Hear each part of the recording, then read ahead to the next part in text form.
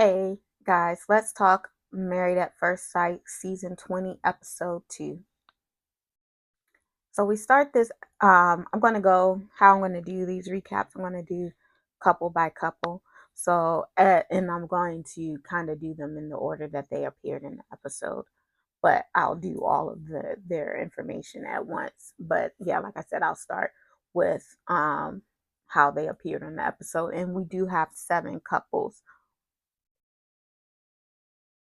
Yeah, we have 7 couples. So we start episode 2 with Marissa and Adam.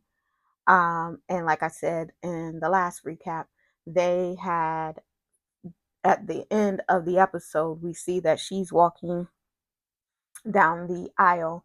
And as she's walking down the aisle, she realizes that she recognizes him, and he realizes that he recognizes her. So apparently, they met at a bar a couple years back, and they exchanged information, but they never went on a date or anything, or never really followed up on anything. It kind of like fizzled out, and nothing ever happened of it.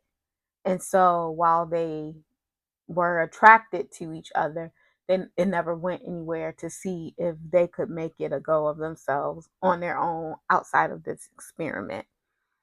They actually do get married because they're not turned off by the fact that they knew each other. They were actually intrigued by one another when they met previously. So, being that they're the other partner on the other side of this, it wasn't necessarily like a bad thing, because what better sign is it than you meeting someone that you were going to talk to anyway, right? You had that initial attraction enough to exchange numbers with them, right? Right. So, they're talking about the gifts that they gave pre-wedding, and when they're talking about the gifts, she asked him about the shot. Did you take the shot that I sent you? And he's like, I don't drink. And he's like hard and fast, he doesn't drink. And even like in his confessional and everything, or when he got that gift and he was talking to his friends, he was not feeling the fact that she drank, and he doesn't really want to be around a bunch of drunk people, which I get. I get, like, if you sober, you really don't feel like being around a bunch of drunk people. But I can see that being an issue. However, when they were at the reception, the bridesmaid was giving a speech, and he looked completely uninterested in everything she had to say. So I don't know what's that all about, but I don't feel like he's that into her or her people. And then he goes and he plays piano. And while he's playing piano, her and her friends kind of are like giggling and, making jokes. And, it's kind of awkward. And it might come out later that he felt disrespected, because although he was like away playing the piano, I'm sure that he's aware, of the snickers and all of that, or that some of his friends and family may have noticed, and they may mention it to him down the line. Well, he didn't have any family there, which I still think is weird, but he didn't have any family there. But his friends may feel a little weird about that. I'm not that sold on them as a match, because he still gives pretentious, and she's very much laid back and down to earth, and I don't think that will match. I think that they will clash on that. Meanwhile, we have Felipe and Tori, and I wrote that Tori is very close with her sister. She put her through school and everything. And Felipe is a big partier. And I don't know if his big party lifestyle is going to be conducive to a marriage. Not saying that you can't party and have fun in a marriage. However, it could be counterproductive. And especially since he said in the last episode that he's cheated before, but he was so drunk that he don't even remember it. So what's going to keep you from cheating on your wife? I'm just saying, just saying. And but he is free with expressing his love. His friend says that he tells them that he loves them, so hopefully he won't be that closed off with Tori.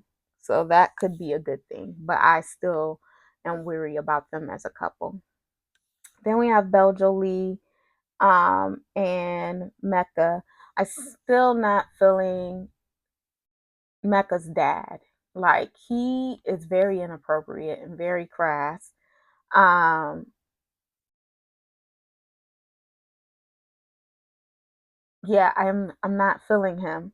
Um, he had a decent conversation with Beljo in this episode that kind of put me at ease, but he's a bit much for me. I don't know.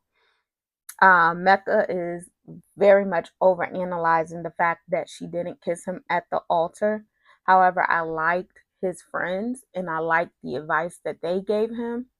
And I wish that he would listen more to his friends and less to his father, because he says that because if he had the issues with his mom not being, in his life or whatever, I feel like he has rejection, like abandonment and rejection issues. And I feel because she didn't kiss him that he feels rejected by her, which can be a major red flag and a major sign of things to come. Then we have Nick and Courtney, and she's into fitness. She is a conservative and she wants to be with a conservative. However, she's very insecure and she thinks that everybody's going to leave her as well.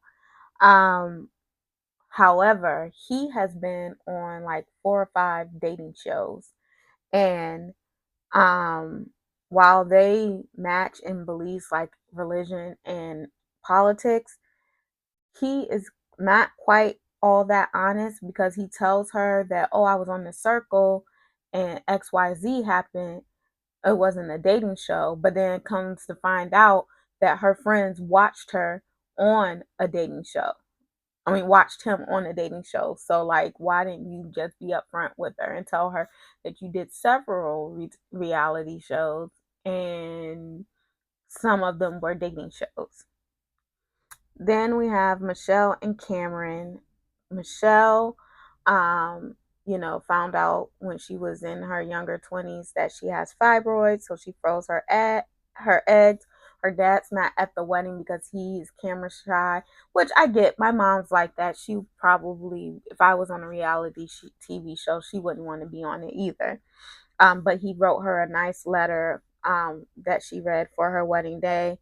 I love when she came in to the wedding on a horse and carriage.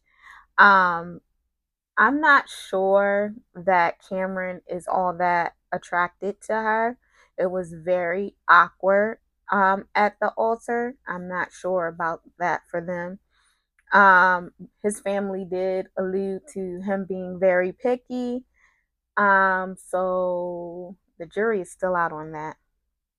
And then we have Nikki and Sean. And this is just a bad match, because the way that Nikki came down the aisle and behaved, like, at one point she was like, what, am I supposed to stand here and wait for my groom? Girl, your groom is standing right there. I don't see it for them at all.